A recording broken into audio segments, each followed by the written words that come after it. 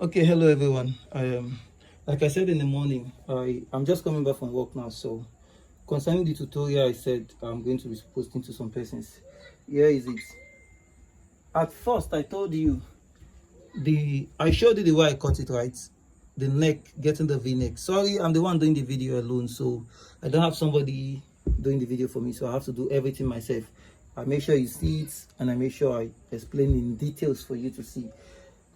Now, after folding it this way, I iron the shoulder. You can see the shoulder ironed.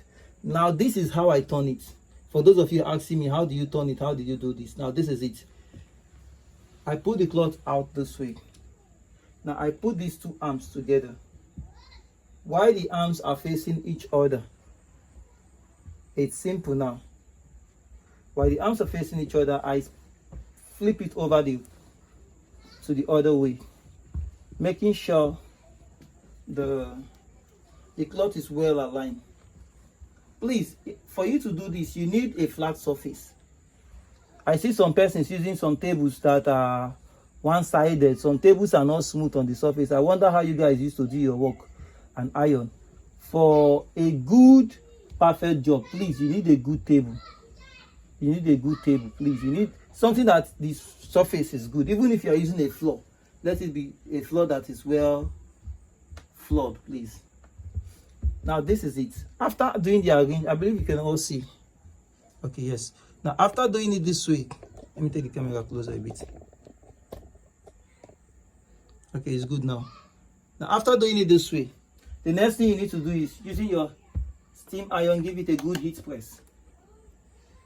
Now, where I want to press is making sure that the edges are aligned. So this edge here and this edge, because I'm to use a placket on this clothes. So I want this edge to be very sharp, because that's where I'm putting my placket from. So with my heat steam iron, I'm going down this way. If you have the clapper, very good. Use your clapper to lay it. You come to the back, the same thing repeated here.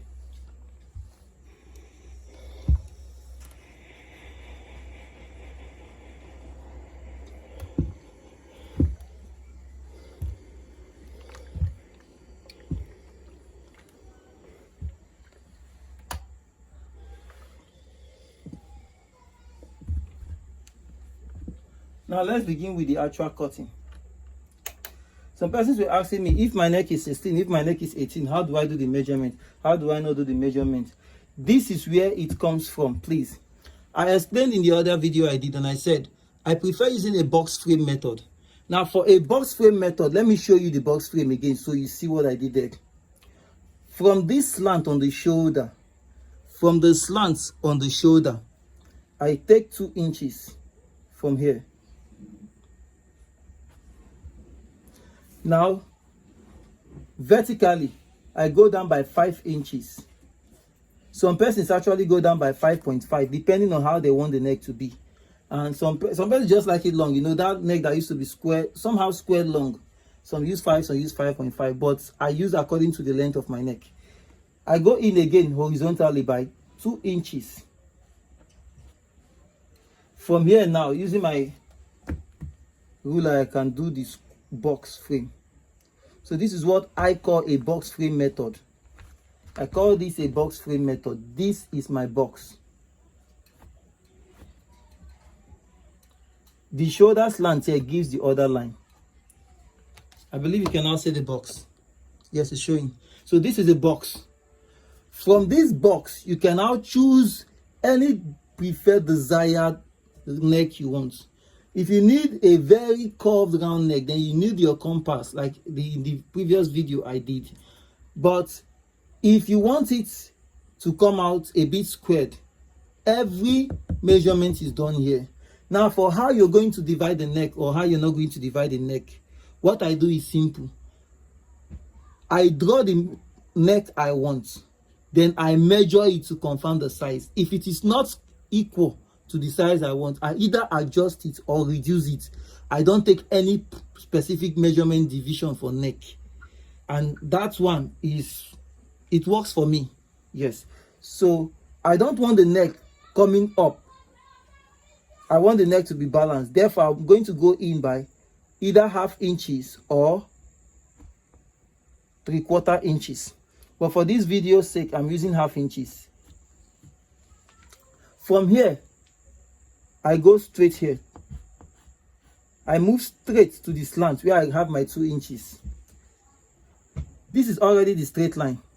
So from here, I can decide, I believe you're all seeing, I can decide to do a curve here now at the end.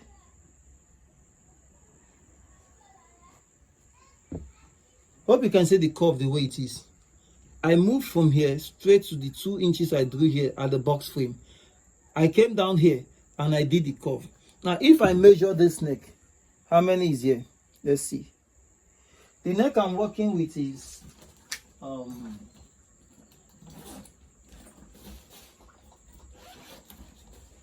the neck I'm working with here is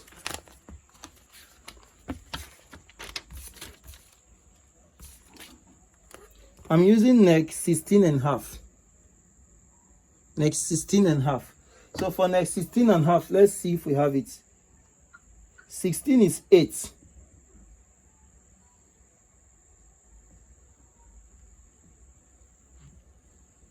So if you see here, this is exactly 8 on the dot, which is 16. So for me to get half, I can either choose to extend the hand a bit down, which will give me the 1/2 inches I want. But for the shape of neck I want, I don't want to obstruct it. So let me instead go in a bit here, extending the box a bit. That is, this is the box. I just roll it out a bit again to get that 1/2 inches. Then I return back to my curve. So this is how I get my neck. I don't do any specific measurements. You're asking of how to divide the neck to get the circumference or not the circumference. Now after this, what you have to do is you cut according to what you measure. Okay, so now look here. Remember, follow the line you draw.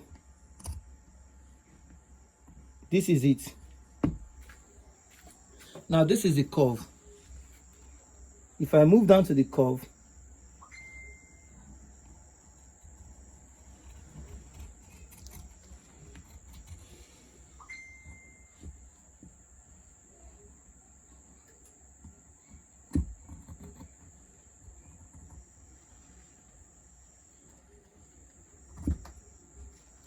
at the end, this is what is out. Remember, I measured the neck before cutting.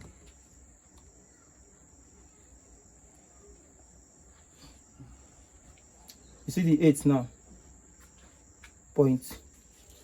So if you cut like this, this is where I get the measurement from. I don't divide any neck measurement, like divide by 4 or this or that. Some persons do it that way. During the process of cutting the cloth, they do that measurement and get the calculation of the neck. But this is how I get my calculation of neck. Let me show you the cutout. This is how the cutout looks. Can you see the shape is given here from the cutout? And that is how the neck is going to be. Let me flip it over so you can see. So this is the neck I want, and that is how it's going to be. Let me flip it so you can see.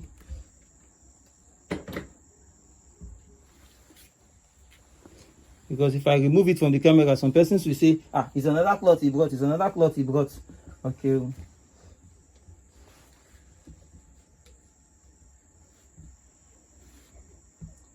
So you see how the neck is looking now. The perfect desired choice I need for piping. Can you see how it's looking now? Let me take the camera a bit closer. Hope you are seeing the neck. This is how to cut your piping neck. Any measurement at all you want. First of all, outline the box. After doing the box, from there, the next video I'm going to do for you, I'm going to do the round neck again, cut it out so you can see. But that is if I'm doing a bishop collar, because I told you I only use that perfect round neck for bishop collar. For my piping neck, I use this squared method. Yes. Thank you very much. If you have any question, you can drop below.